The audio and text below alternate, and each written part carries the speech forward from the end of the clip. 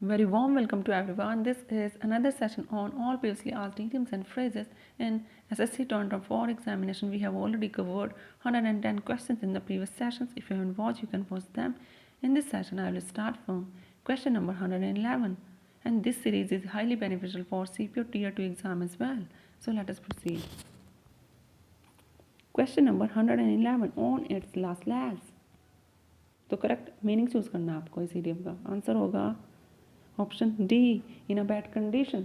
तो on its last legs idiom का मतलब ये होता है किसी चीज़ का उसकी लास्ट स्टेज पे होना, आप ज़्यादा वर्किंग कंडीशन में ना होना, ज़्यादा यूज़फुल ना होना, बैड कंडीशन में होना.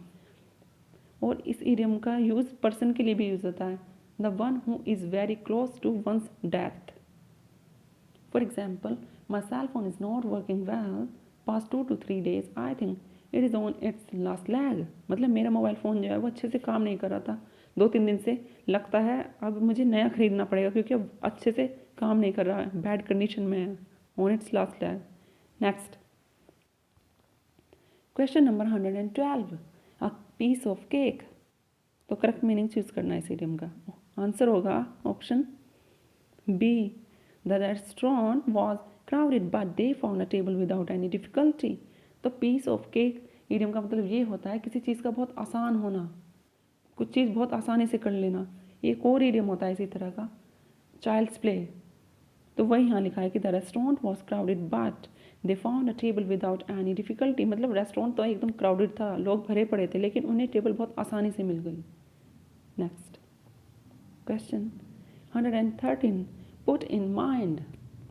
तो करेक्ट आंसर होगा इस इडियम का ऑप्शन बी, टू रिमाइंड. तो पुट इन माइंड इडियम का मतलब ये होता है try to remember someone to something, मतलब किसी को किसी चीज़ की याद करवाना. तो आंसर होगा to remind. Next question number have a bee in your bonnet. For question number 114, have a bee in your bonnet. तो आंसर होगा option A, be preoccupied or obsessed with something. तो have a bee in your bonnet idiom मतलब ये होता है किसी idea को लेकर आप बहुत ऑब्सेस्ड हैं, मतलब सोते जागते उठते बैठते बस एक ही चीज़ दिमाग में है. तो have a bee in your bonnet. For example, he is such a bookworm, always talks about study. Sounds like has a bee in his bonnet. I hope you understood. Next question number 115, they were waiting for their family members who were returning from a pilgrimage. Therefore, they were blank on the platform. तो correct idiom choose करना है इस blank में आपको. Answer होगा option C, pacing up and down. तो pacing up and down idiom मतलब ये होता है किसी चीज़ के बारे में वरीड होना, एंशियस होना, चिंतित होना और चिंता करते हुए आगे पीछे जाना, वॉक करते आना ऐसे. जैसे फॉर एग्जाम्पल, किसी का कोई हॉस्पिटल में एडमिट है और उसका ऑपरेशन चल रहा है, तो उनके बाहर जो तीमारदार होते हैं ऐसे वॉक नहीं करते हैं चिंता में कि क्या होगा ऑपरेशन सही होगा या नहीं होगा. तो उसके लिए पेसिंग अप एंड डाउन. बाकी इडियम्स देखते हैं. Rolling up their sleeves. तो rolling up their sleeves idiom मतलब ये होता है अपने आप को प्रिपेयर करना कुछ मेहनत करने के लिए, हार्ड वर्क करने के लिए. जैसे बाजू नहीं लपेट लेते हैं जब कुछ काम करते हैं, तो वही रोलिंग अप देयर स्लीव्स मतलब prepare yourself to do something which requires hard work. आप देखते हैं, नहीं, हाँ, अब ये देखते हैं रनिंग बिहाइंड टाइम. तो रनिंग बिहाइंड टाइम इडियम उनके लिए यूज़ होता है जो बहुत आउटडेटेड हैं, ऑब्सोलीट हैं, मतलब पुराने ज़माने के हैं, जो वक्त के साथ नहीं चलते हैं, मतलब जो अपडेट नहीं है मॉडर्न वर्ल्ड के साथ, कि मतलब क्या चीज़ अपडेट हो रही है, जो पुराने ज़माने में ही रह जाते हैं. Running behind time, outdated. Next 116, the United Nations is working to eliminate the vicious cycle of poverty. तो the vicious cycle इडियम का करेक्ट मीनिंग आपको चूज़ करना है. आंसर होगा option B, one problem causes other. तो the idiom जो है the vicious cycle मतलब ये होता है किसी एक चीज़ से दूसरी चीज़ खराब हो जाना, फिर इसकी वजह से पहली जो है और बिगड़ जाती है. तो मतलब एक से दूसरी चीज़ खराब है, दूसरी की खराब होने की वजह से पहली जो है वो और ज़्यादा खराब हो गई, तो उसे कहते हैं the vicious cycle. Next, the arrival of Pragati in the house brought disharmony among the family members.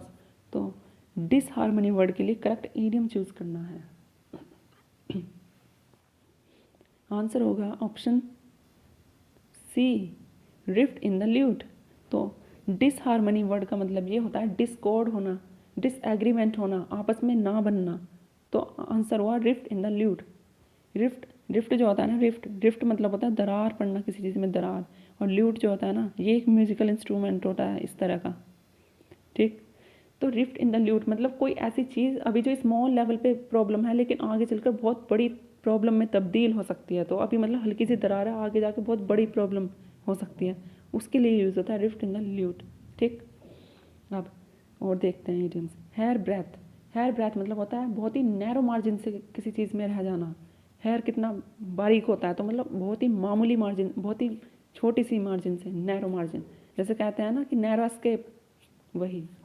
अब देखते हैं टेंटर हुक्स इडियम मतलब ये होता है किसी चीज़ के बारे में बहुत स्ट्रेस फील करना, एंशियस होना, चिंता करना।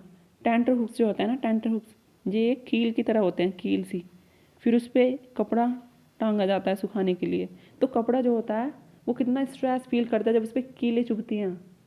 तो वहीं से आया इसका मीनिंग टेंटर हुक्स मतलब बहुत ज़्यादा चिंता में होना, एंशियस होना, वरीड होना किसी चीज़ के लिए, ऑन टेंटर हुक्स, ठीक है। अब देखते हैं B, a cry in the wildness. तो a cry in the wildness मतलब ये होता है जब कोई किसी डेंजर के बारे में कोशिश करता है लेकिन कोई उनकी बात को अटेंशन नहीं देता है, तो उसके लिए यूज़ होता है क्राई इन द वाइल्डनेस। मतलब कोई अटेंशन नहीं दे रहा, लेकिन कोई बार बार कॉन्स्टेंटली किसी होने वाले डेंजर के बारे में इन्फॉर्म कर रहा है, but you are not paying attention.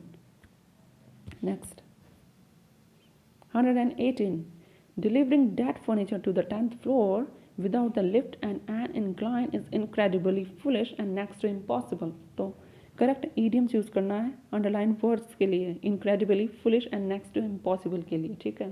तो आंसर होगा option B, like nailing jelly to the tree.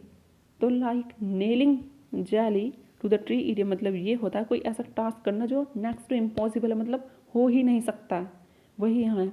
मतलब ट्री पे जेली जो है उसे नेल करना क्या पॉसिबल है? जेली तो बहुत सॉफ्ट होती है, तुरंत नीचे गिर जाएगी जब नेल करेंगे। आई hope you understood. Next 119, blowing smoke. तो करेक्ट आंसर होगा इसका ऑप्शन डी, टू लाई और टू परप्लेक्स अदर्स। तो ब्लोइंग स्मोक मतलब ये होता है किसी को कंफ्यूज करना, मिसलीड करना, मिसगाइड करना। मतलब सब कुछ एकदम क्लियर था, आपने उस पर धुआं उड़ा दिया, तो क्या किया? कन्फ्यूज ही तो कर दिया, परप्लेक्स कर दिया। परप्लेक्स मतलब भी कंफ्यूज होता है, बिविल्डर करना। नेक्स्ट 120, ठीक है। This is the last question, so take a pause to answer it by yourself. Dog in the manger. और यहाँ जो है ना ये इलेक्ट नहीं है, सेलेक्ट है, गलती से एस मिस हो गया। डॉग इन द मैंचर का करेक्ट मीनिंग चूज करना है, तो आंसर होगा option C, Rajit had some important work and so he cancelled the show tickets for everyone। तो dog in the manager idiom उन लोगों के लिए यूज़ होता है जो मतलब जो कोई ऐसी चीज़ है जो उनके यूज़ की तो है नहीं और वो बाकी को भी नहीं यूज़ करने देंगे। इसकी ओरिजिन इस तरह है कि डॉग जो है ना मैंजर में बैठ जाता था। मैंजर होता है ना, माद होती है ना, माद जिसमें गाय भैंस वगैरह अपना चारा वगैरह खाते हैं, तो डॉग उसके अंदर बैठ गया। तो डॉग के तो कुछ यूज़ की है नहीं, डॉग थोड़ी ना खाता उसमें खाना, उसमें तो वही खाते हैं गाय भैंस वगैरह। तो डॉग इन द मैंजर ऐसा व्यक्ति जो खुद तो किसी चीज़ को यूज़ करेगा नहीं और ना किसी को करने देगा। वही यहाँ लिखा है कि Rachit had some important work so he cancel the show tickets for everyone. मतलब खुद तो वो अटेंड कर नहीं सकता था, उसने बाकी लोगों की भी टिकट्स कैंसिल कर दी, बस अपने सेल्फिश मोटिव के लिए। आई hope you understood. So this was the end of this session. I hope you like this session, and if you like then you can subscribe to my channel. Thank you very much. Bye bye.